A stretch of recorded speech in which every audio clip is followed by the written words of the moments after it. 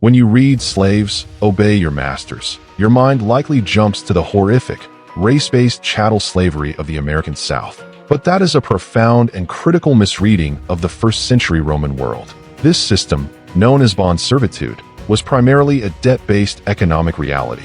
People sold themselves into temporary service to pay off crushing financial obligations. The Greek word used, doulos, carries this specific connotation of a bonded servant.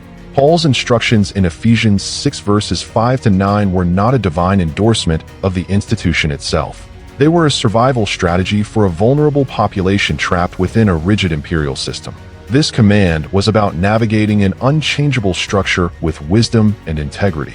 Understanding this context is the first key to dismantling a modern misconception. But the command's true power is revealed when you read the very next verse. Paul immediately turns to masters with a demand that would shock the Roman world. He commands them to provide what is right and fair to their slaves. This establishes a radical, mutual accountability unheard of in antiquity. Then, Paul delivers his most subversive blow, threatening divine judgment. He declares that God shows no partiality, a direct threat to the master's absolute power. In a society where a master's will was law, this was a theological earthquake. The gospel placed master and slave under the same ultimate authority. It implicitly endowed the slave with an inherent value that demanded just treatment. This principle of reciprocity, of mutual obligation, directly undermined the institution's core. While not an immediate political revolution, it planted a seed that would eventually destroy slavery. Now, to see this principle in action, you need to examine Paul's personal letter to Philemon. Here, Paul directly intervenes in a master-slave relationship with a runaway named Onesimus. But notice his strategy.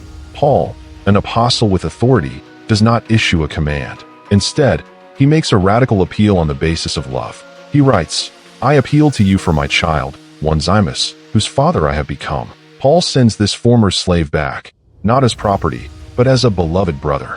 This is a profound, status-shattering declaration in that culture. Think about the social earthquake this creates within the Christian household. The gospel fellowship now supersedes the legal relationship of master and slave.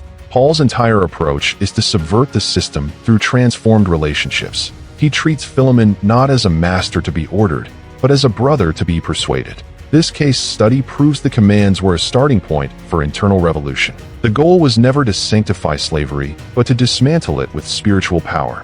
So how does this ancient command land in your life today? Your master is now your employer, your government, or any leader over you. The core principle remains shockingly relevant. Render service as to the Lord. This transforms a mundane job into a sacred act of worship. You are no longer working for a human boss's approval, but for Christ's. This reframes every frustrating task and every difficult authority. Your ultimate accountability shifts from man to God himself. This is the key to finding profound purpose in any role. It empowers you to act with integrity, even when no one is watching. You serve with excellence not to get a promotion, but to honor God. This mindset turns worldly power structures upside down. You are ultimately free from the tyranny of human opinion. Your identity is secure in Christ, not in your job title. This is the revolutionary application for your Monday morning. Embody this Christ-like service in your workplace this week. Let this truth reshape your entire approach to authority. Your faithful work becomes a powerful testimony of the gospel.